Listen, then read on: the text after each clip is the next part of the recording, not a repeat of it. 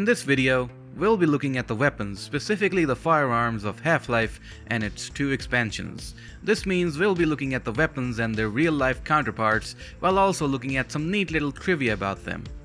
Starting off, we have the Glock 17. It was the first commercial release of the pistol that entered production in 1982. While models vary in most games and movies, I'll think you'll agree when I say that it is definitely one of the most recognizable pistols of the modern times. It's the standard issue sidearm of the Black Mesa Security Forces, and it holds 17 rounds. While it's not the most powerful of the weapons, it certainly is a good sidekick to have in case you run out of ammo for the other weapons. In the game, the Glock is based on a second generation Glock 17, chambered in 9x19mm caliber. One thing interesting about the pistol is that in both Opposing Force and then Blue Shift, the pistol uses slightly different textures compared to the one shown in Half-Life. Similarly, the world models of the silent pistols in both Half-Life and its expansion also differ. When turning on the HD pack, the Glock 17 changes to a Beretta 92FS. Entering production in 1984, the Beretta 92F and FS is chambered in 9x19mm caliber. Since this change is only for aesthetic purposes, the Beretta still holds 17 rounds in the game, which is something the actual 92FS would be able to do sometime after the HD pack came out. Its worldview model is comparatively shorter than its first-person model, which makes it similar to a Beretta 85FS from the 1970s. In April 1985, after quite a bit of testing, the Beretta 92FS, renamed to the M9, would become the US Army's standard issue sidearm. The M9 would replace the battle-hardened Colt M1911, which was in service since World War I. Moving on, we have the Colt Python. Entering production in 1955, it is chambered in 357 Magnum or the 38 Special cartridges. While it may be slow to shoot and reload, it has enough stopping power to eliminate even the biggest of aliens in its tracks. The multiplayer view model has a laser sight attached to it which lets the player zoom in. Valve actually made quite a bit of errors with the view model actually. First, there's no cylinder latch. Then the cartridges don't line up with the cylinder's chambers, and lastly, the cartridges are incorrectly positioned in the chamber itself. They're not supposed to be inside the curved parts of the cylinder. The HD pack replaces the Colt Python with the Colt Anaconda, which entered production in 1990.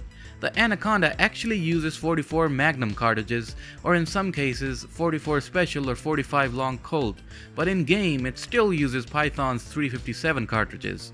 The handle of the gun also changes to a wooden one.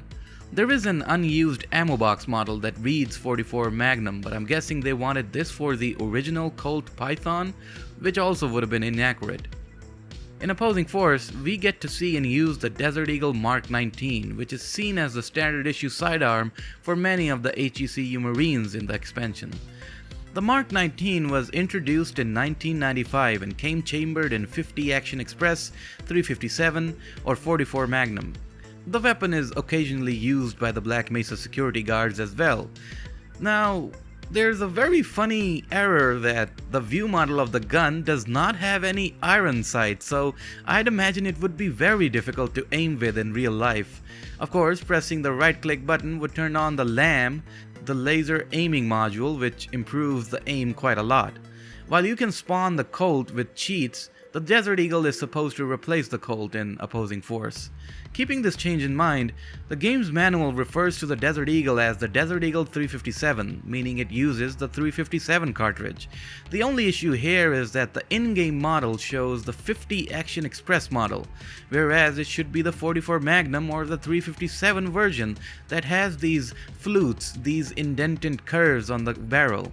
Now, I know I'm being really nitpicky about this, but I thought I'd just point that out. The weapon does feel out of place, as the Desert Eagle has never been in service with the US Marines throughout their existence. To end this section, we have this strange oddity that Barney's holding in one of the Blue Shift box art variants. It seems like a mishmash of different pistols, but I can't say for sure what pistol this is.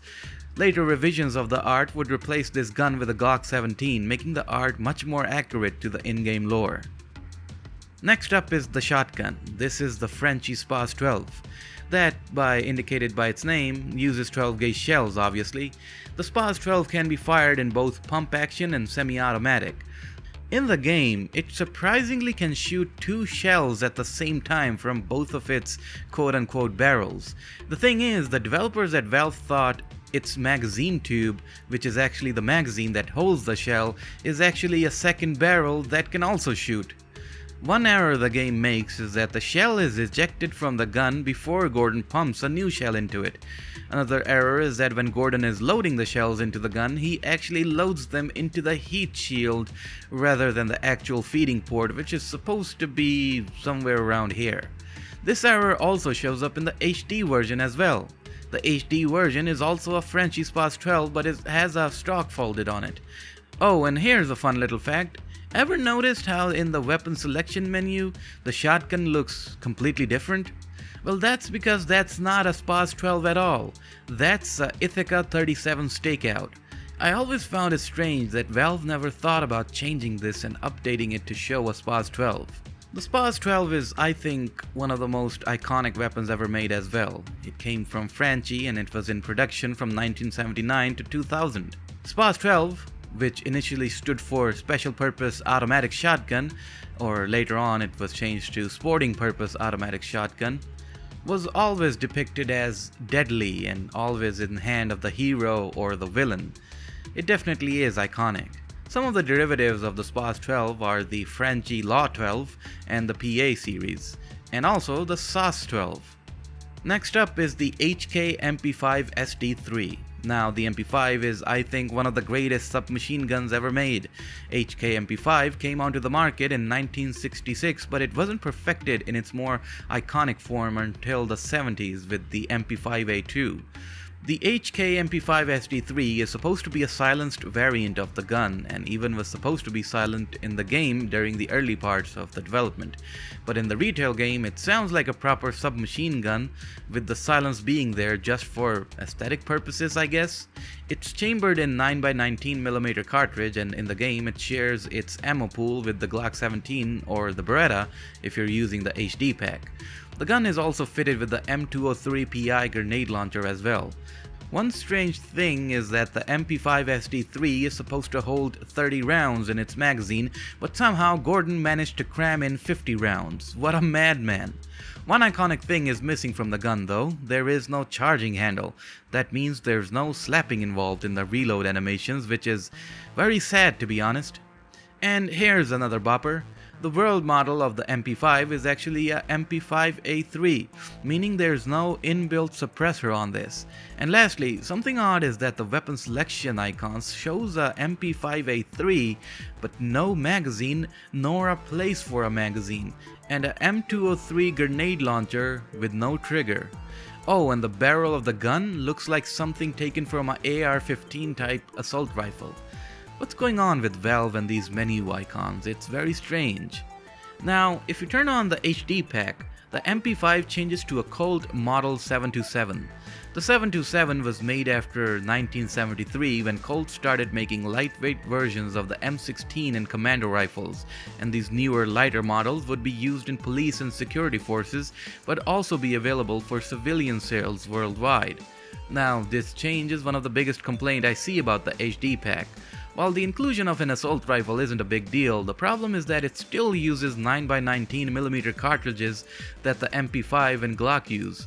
Somehow, Gordon and the HECU managed to cram in MP5 ammunition instead of the actual 5.56 NATO rounds, and had a grand old time, I guess. This change from the MP5 to the 727 also changes the M203PI launcher to the M203. Next up is the FN M249E2 squad automatic weapon. The M249 is based on the FN Mini-Me from 1975.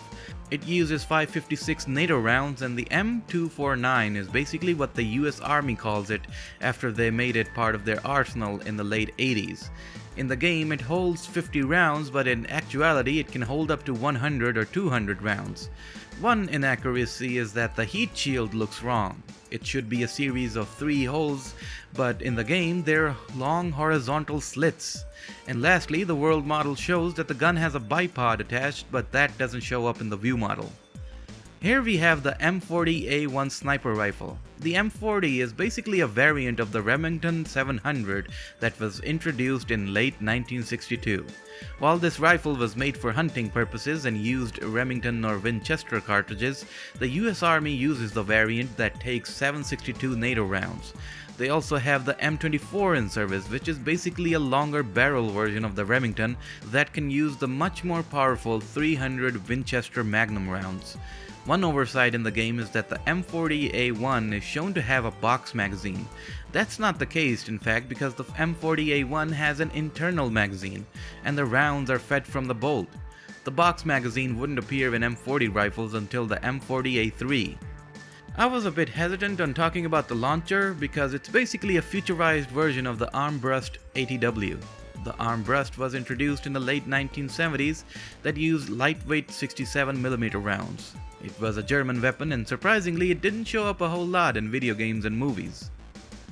The grenade is the Mk2 hand grenade that was in service from World War I all the way to the Vietnam War, after which it was replaced by the M67. This makes it very ancient to be used during the events of Half-Life and its expansions. Changing to the HD pack still shows the Mk2 grenade, but this time it looks a little smaller and more taller rather than round. And lastly, we have the satchel charge. While this isn't something that's standardized in real-life use, you can say it's basically C4 explosive inside a bag which can be detonated remotely. And that's pretty much it, I think. Sure, there are more weapons in Half-Life and its expansions, but I wanted to focus on firearms primarily used by police, security, and armies in real life. If this video gets good enough reception, I'll make a similar one for Half-Life 2.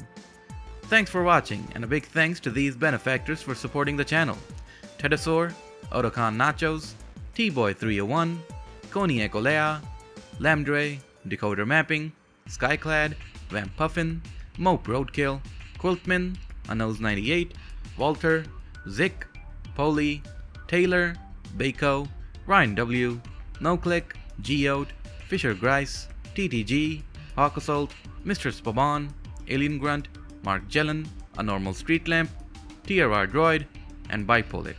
Thanks again, and see you in the next one.